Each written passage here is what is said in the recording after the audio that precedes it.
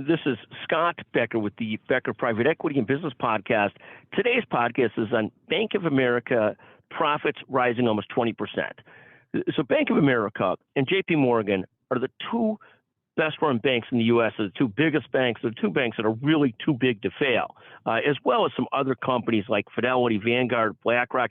If those fail, we're all in trouble because so many assets are held through those. But again, Bank of America, JP Morgan, the two best-run banks and the two that are too big to fail. Their income went up to $7.66 billion in the first quarter, up from $6.6 billion a year ago. Their stock has been up 3% yesterday, a couple percent today. So that's good news for investors.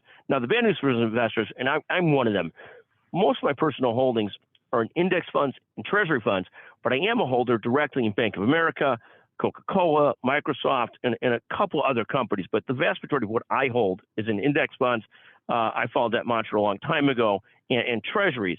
But even though it's up 5% in the last week or so, I'm not doing any victory laps because it's down 8% year to date and 20% over the last 52 weeks. So I'm certainly not doing any victory laps around my investing prowess. The good news, though, for the banking community is that B of A, JP Morgan Chase continue to do okay, which is so important to the overall health of the U.S. economy. Thank you for listening to the Becker Private Equity and Business Podcast.